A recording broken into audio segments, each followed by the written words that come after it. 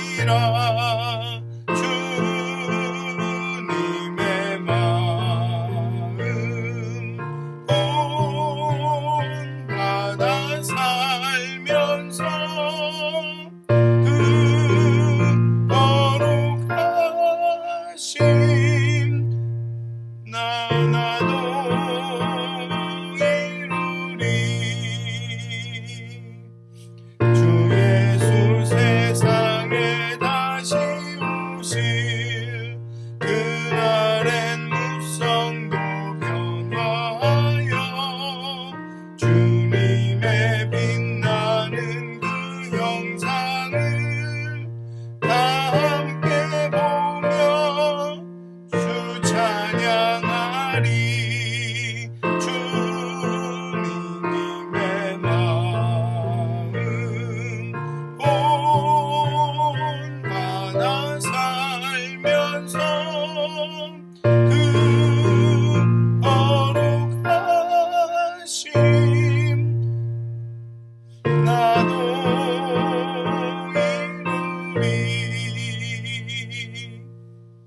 아멘. 기도하시겠습니다.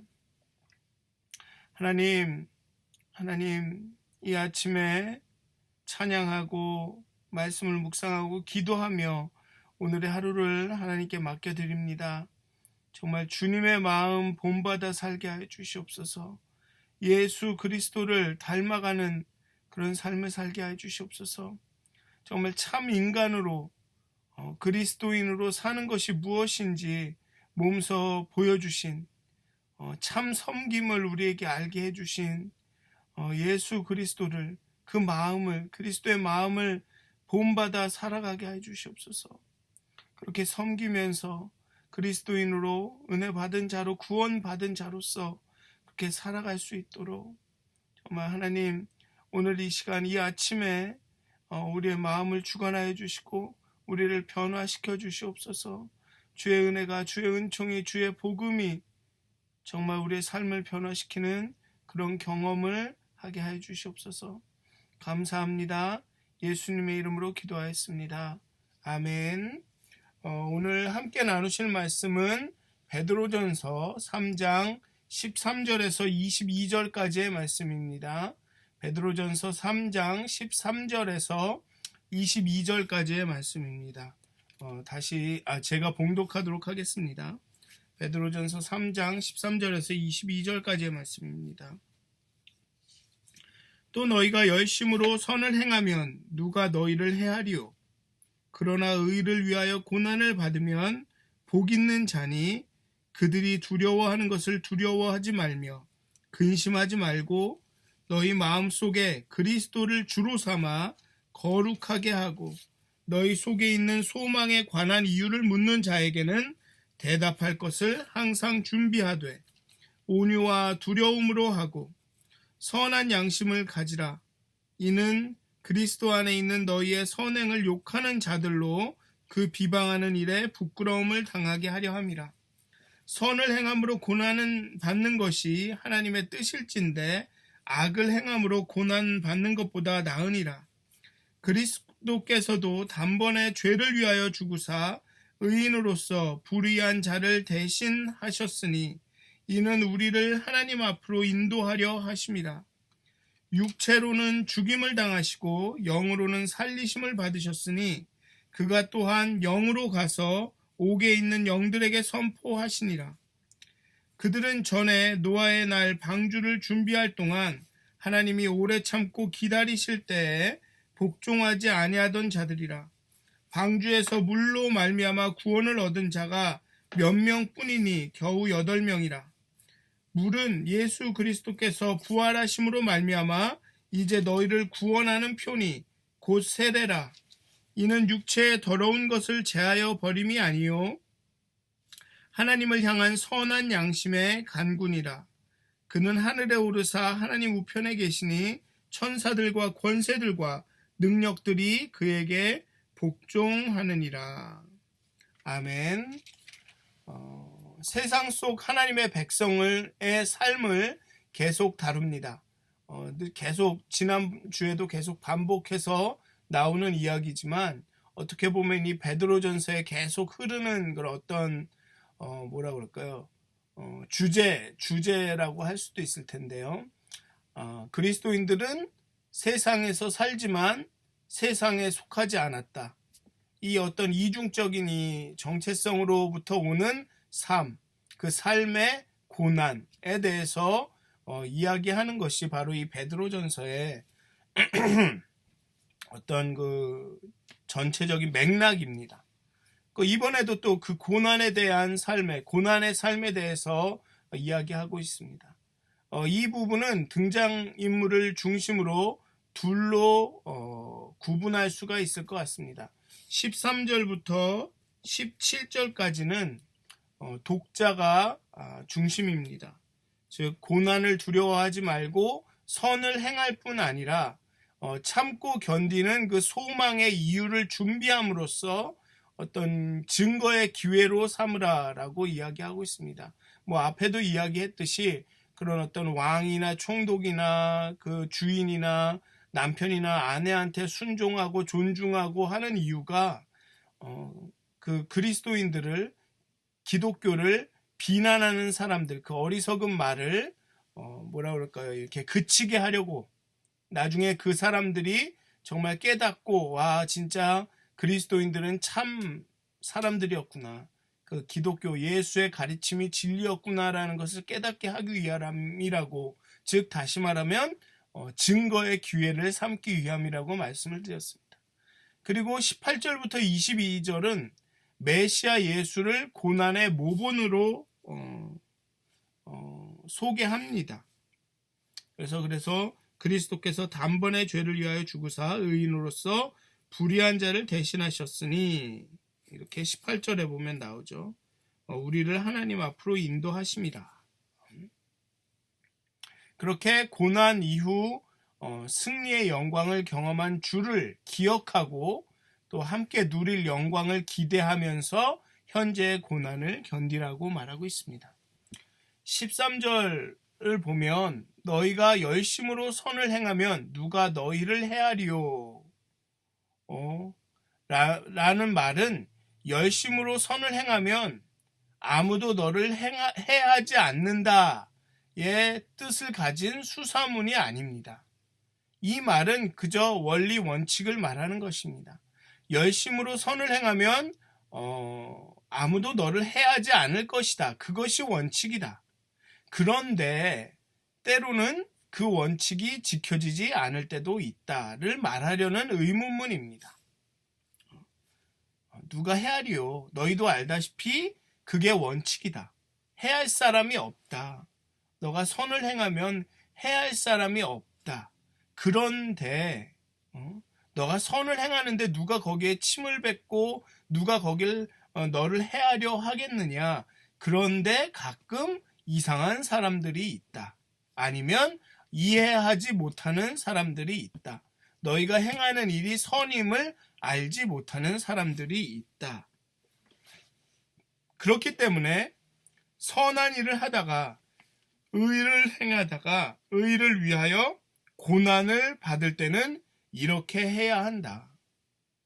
선을 행하면 아무도 너를 해하지 않을 것인데 너희가 선을 행하는 건지 잘 모르는 사람이 있거나 아니면 좀 이상한 사람들이 있거나 아니면 너의 선행에 의해서 상처를 받은 사람들이 너에게 고난을 줄 수도 있다. 그러니 선한 일을 행하다 의를 위하여 고난을 받을 때는 이렇게 하는 것이 좋다라고 베드로가 권면을 하고 있습니다. 먼저 베드로의 권면은 복이라고 생각을 하라라고 이야기하고 있습니다. 의를 위하여 고난을 받으면 복 있는 자니. 먼저 고난을 받을 때 복이 있다고 생각하라. 의를 위하여 고난을 받으면 복이 있다고 생각하라. 그 상황을 부정적으로 보지 말고 내가 하나님께 죄를 범하였기 때문에 고난을 받는다거나 아니면은 왜 내가 이런 고난을 받아야 하느냐라고 그 상황을 부정적으로 보지 말고 하나님의 복을 경험하는 상태로 여겨라.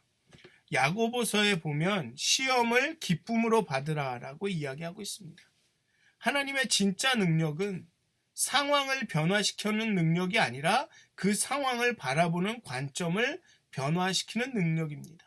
정말로 감사할 수 없는 상황 가운데 감사하게 하고 기뻐할 수 없는 상황 가운데 기쁨을 주시는 것이 정말 하나님의 능력인 것이죠.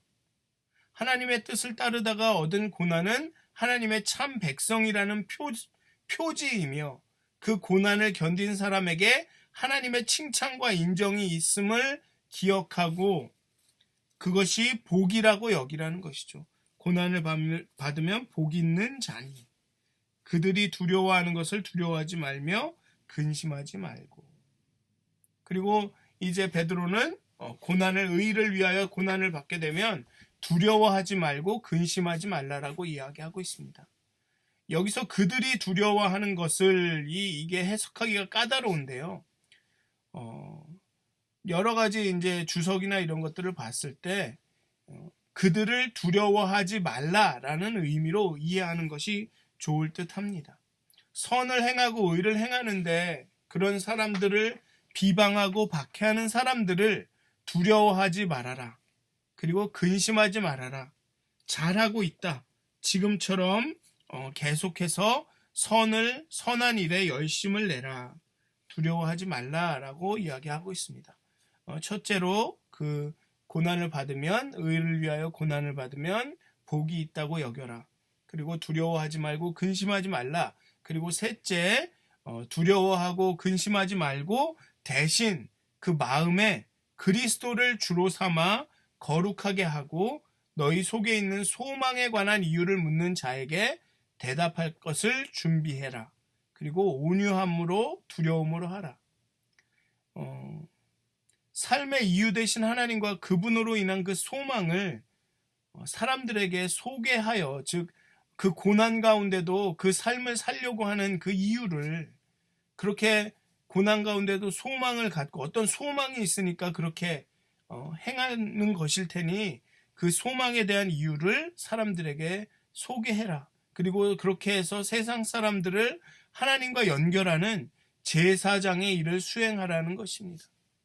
두려워하고 근심하는 대신 그 마음에 그리스도를 가득 채우고 그리스도를 주인으로 삼아서 그리스도께서 일하게 하시고 정말 그 너희 속에 있는 그 소망의 이유를 준비해서 사람들에게 알려라. 아마 사람들 가운데는 왜 그런 고난과 고통을 받으면서 불이익을 당하면서 공동체의 외면을 당하면서 그리스도를 따르는가 의문을 가지는 사람들도 있을 것입니다.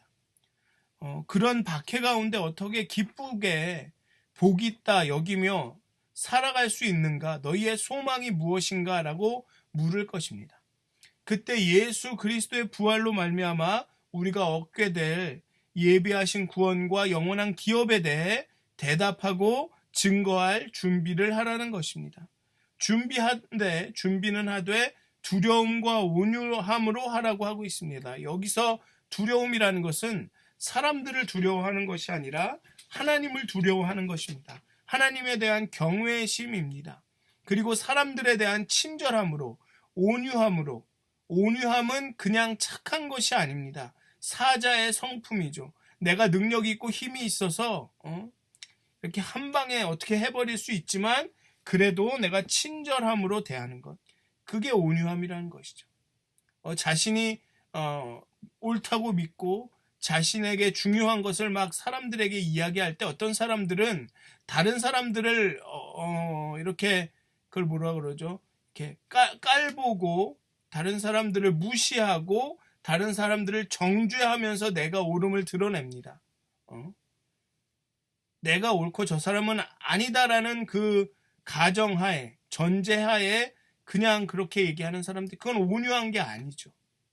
정말 내가 옳다라는 것을 100% 확신하더라도 친절함으로 하라고 있죠. 또 내가 100% 옳다고 확신해도 하나님을 두려워한다는 것입니다.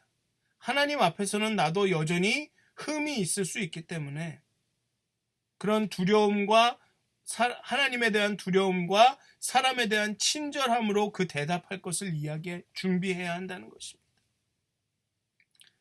그냥 아무리 복음을 전한다고 해서 아우 당신 그러면 죽어, 지옥 가, 그러니까 지옥 가기 무섭지? 그러면은 예수님 믿고 천국 가, 뭐 이런 식으로 하면 안 된다는 것이죠. 마치 물론 예수님을 믿어야 구원에 이르는 건 맞지만 그렇다고 그 사람을 존중하지 않고 깔보거나 이렇게 업신여기면서 그렇게 복음 소망에 관해서 이유를 대면 안 된다는 것입니다. 박해하고 심지어는 박해하고 곤란을 겪게 하는 사람들일지라도 그런 사람들에 대해서도 친절함으로, 그 사람이 무서워서가 아니라 하나님을 경외하기에 온유함으로 그 소망의 이유를 준비하고 대답하라는 것입니다. 그리고 또한 이 선한 양심을 가지라. 선한 양심으로 행해야 한다고 말하고 있습니다. 이는 앞에 2장에서 왕과 총독과 주인에게 또 남편과 부인에게 순종하고 존중하라는 것과 같은 맥락입니다. 성도의 선행을 욕하고 비방하는 일에 부끄러움을 당하게 하려 함이라고 베드로는 말하고 있습니다. 16절에 선한 영심을 가지라. 이는 그리스도 안에 있는 너희의 선행을 욕하는 자들로 그 비방하는 일에 부끄러움을 당하게 하려 함이라. 자, 지금까지 보면 고난을 당할 때 복으로 여기고, 둘째 두려워하고 근심하지 말고, 셋째 그리스도를 그 마음에 품고 거룩하게 하고, 또 소망에 관한 이유를 온유와 두려움으로 준비하고, 그 다음에 선한 양심으로 행해서 그 그리스도인들을 비난하고 그 선한 행위를 비방하는 사람들에게 사람들이 부끄러움을, 즉 다 나중에 깨닫게 하는, 그렇게 하기 위해 선한 양심으로 행해야 하고 하라고 그렇게 이야기하고 있습니다. 여기까지가 의인이 그리스도인이 성도들이 선한 일을 행하다 의를 위하여 고난을 받으면 행해야 할 그런 일들을 권면하고 있습니다. 그리고 그 다음부터 이제 예수님의 본, 즉 다시 말하면 고난에도 불구하고 선을 행하고 의를 쫓는 것은 하나님을 위한 것, 하나님의 뜻임을 이야기합니다.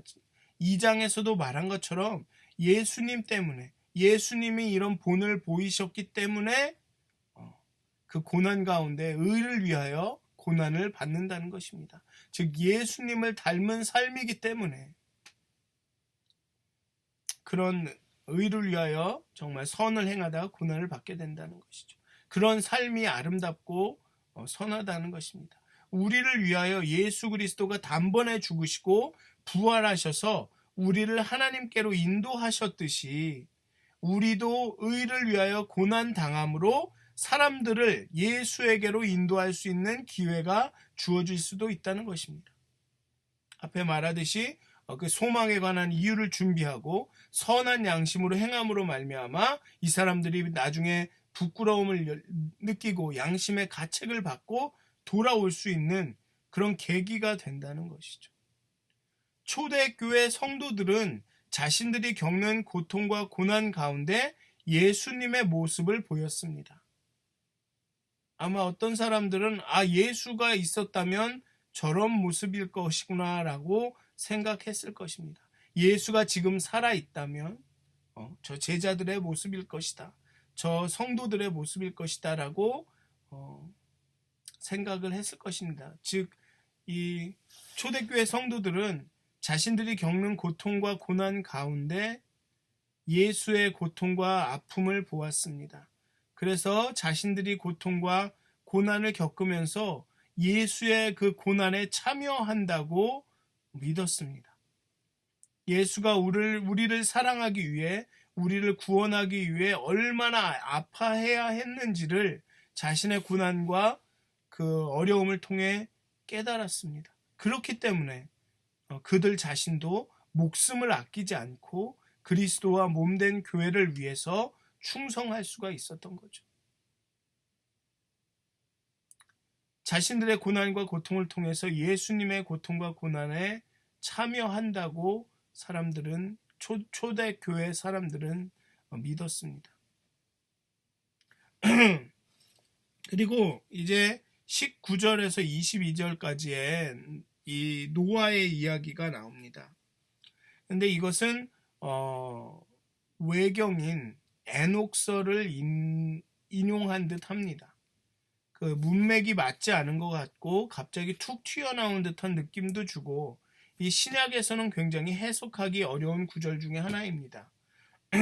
그런데 앞에 이제 지금 18절에 나온 17, 18절에 나온 이 예수님의 본, 고난받는 예수님을 고난받는 성도들의 모범으로 제시하고 있다라는 이 맥락을 계속 따라간다면, 예수님은 이 고난 중에 이 죽음을 통해 이 옥에 있는 영들을 방문하시고 그들에게 구원을 선포하셨다라는 것입니다. 즉 죽음을 통해서, 죽으신 후에, 여기서는 옥은 아마 이 지옥이나 이 죽은 영들이 가는 그런 장소를 의미하는 것 같습니다. 즉 노아의 때에 그 배를 탔던 그런 어떤 하나님께 복종해서 구원을 얻은 몇 명을 뺀 다른 나머지 사람들이 간 곳, 죽어서 간 곳을 옥이라고 이야기하는 것 같습니다. 그래서 예수님은 그 고난을 통해서 그 죽음을 통해서 이 옥에 있는 영들을 방문하시고 그들에게 구원을 선포하셨다는 것입니다.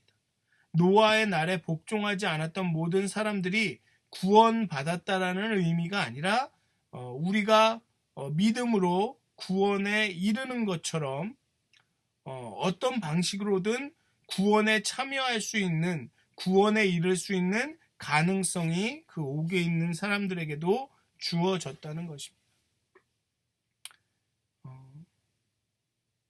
그와 마찬가지로 우리가 의를 위하여 선을 행하다 고난을 받으면 그것이 복이 되는 것은 그러한 고난을 통해 믿지 않던 사람들이, 악인들이 구원의 경험을 접할지도 모르기 때문이라는 것입니다.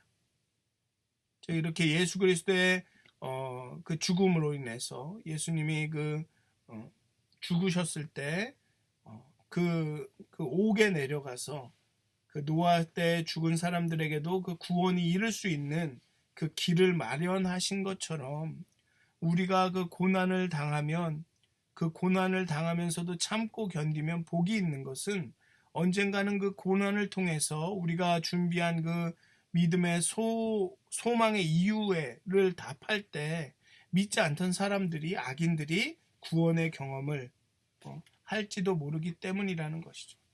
노아 때는 물이 심판의 의미였지만 예수 그리스도가 죽으시고 부활하심으로 구원의 표, 세례가 되었다라는 것입니다. 단순히 육체의 더러움을 씻는 심판이 아니라 하나님을 향한 선한 양심의 간구가 되었다는 것이죠. 그렇게 그 고난을 통해서 그런 어떤 죽음이 생명으로, 심판이 어떤 선한 양심의 간구로 바뀐 것처럼 우리가 지금 겪는 그 삶의 고난이, 의를 위해서 그리스도인으로 살아가면서 겪는 고난이 그런 사람들에게 그리스도를 깨닫게 하는 계기가 될 수 있다는 것입니다. 즉 성도를 박해하고 하나님의 말씀을 순종하는 하지 않는 사람들은 심판받을 사람들이 아니라 구원이 필요한 사람들이라는 것이죠. 그러니 우리의 고난이, 또 고난 가운데도 선한 생활을 하는 것은 믿지 않는 이에게 구원을 선포하는 일이며 결국에는 예수님이 영광과 존귀를 얻으신 것처럼 우리도 그러한 칭찬을 얻게 될 것이기 때문에 앞에서 그 베드로가 이렇게 권면한 것처럼 정말 복으로 여기고 두려워하지 말고 근심하지 말며 정말 그리스도를 주로 삼아 거룩한 선한 생활을 계속하면서 소망에 관한 이유를 묻는 자에게 대답할 것을 준비하고 그 다음에 계속해서 선을 행해야 한다라고 베드로는 권면하고 있는 것입니다. 왜냐하면 우리의 고난이 다른 사람들을, 믿지 않는 사람들을 하나님께로 인도할 수도 있기 때문에 그렇습니다. 사랑하는 믿었은 가족 여러분, 지금 여러분들이 겪고 계신 어려움이, 고난이 어쩌면 이 팬데믹이라는 이런 어려움 가운데 우리가 믿음을 지키고 사는 것이 어쩌면 어떤 누군가에게는 나도 예수를 한번 믿어볼까? 나도 하나님께 한번 가볼까 하는 그런 어떤 그런 뭐라 그럴까요? 계기가 될 수 있다라는 것을 생각하시고 정말 여러분들 어려움과 고난과 가운데 정말 믿음을 지키시고 선한 양심으로 행하시고 그렇게 두려워하지 마시고 정말 소망을 품으시고 오늘 하루를 살아가시기를 주님의 이름으로 축원드립니다. 기도하시겠습니다. 하나님, 예수 그리스도의 그 죽음과 부활하심으로 인해 모든 사람에게 구원의 그 영향력이 미쳐졌습니다. 그리고 그 믿음을 통해서 그 구원에 참여할 수 있는 길이 열렸습니다. 그리스도의 고난을 통해, 그리스도의 그 선한 행위를 통해서 구원이 우리에게 이르렀습니다. 하나님, 우리도 때론 고난받을 때, 때로 주의 의를 위하여 고난받을 때, 선한 행동을 하다가 낙심하고 절망할 때 정말 그리스도의 고난을 기억해 주시옵소서. 그리고 우리가 고난과 핍박과 우리의 그 어려움이 정말 그리스도의 고난에 그리스도께서 이렇게 아파하셨겠구나 하며 그리스도의 은혜를 더 깊이 깨달아 알게 하시고, 정말 그 은혜로 그리스도의 모본을 따라, 그 모범을 따라 살아가면서 정말 우리가 겪는 고난을 복으로 여길 수 있게 하여 주시고, 정말 두려워하지 않고 무서워하지 않고 낙심하지 않고 근심하지 않게 하여 주시고, 정말 소망에 관한 이유를 묻는 자들에게 그 대답할 것을 정말 하나님을 두려워하며 사람들을 친절히 대하며 예비하게 하여 주시고, 그렇게 대답하게 하여 주시고, 정말 그 선을 계속 선한 양심을 갖고 행함으로써 정말 그리스도께서 정말 살아계심을 정말 증거할 수 있도록, 믿지 않는 자들이 우리의 선함과 그 고난 가운데도 의를 놓지 않는 것들을 보며 하나님께 돌아올 수 있도록, 하나님께 다시 돌아올 수 있도록 하나님 오늘 하루도 하나님의 은혜를 우리에게 충만히 부어주시고, 그리스도의 고난의 모본을 생각할 수 있도록 하나님, 그리스도의 고난에 참여하는 그런 하루가 될 수 있도록, 그리스도를 주로 삼아 거룩해 하고 그리스도의 죽음과 그 부활하심을 묵상하는 그런 하루가 될 수 있도록 하나님 축복하여 주시옵소서. 은혜 내려 주시옵소서. 감사합니다. 예수님의 이름으로 기도하였습니다. 아멘. 하늘에 계신 우리 아버지여, 이름이 거룩히 여김을 받으시오며 나라가 임하옵시며 뜻이 하늘에서 이루어진 것 같이 땅에서도 이루어지이다. 오늘 우리에게 일용할 양식을 주옵시고, 우리가 우리에게 죄진 자를 사하여 준 것 같이 우리의 죄를 사하여 주옵시고, 우리를 시험에 들게 하지 마옵시고 다만 악에서 구하옵소서. 나라와 권세와 영광이 아버지께 영원히 있사옵나이다. 아멘. 행복한 하루 보내시길 기도합니다.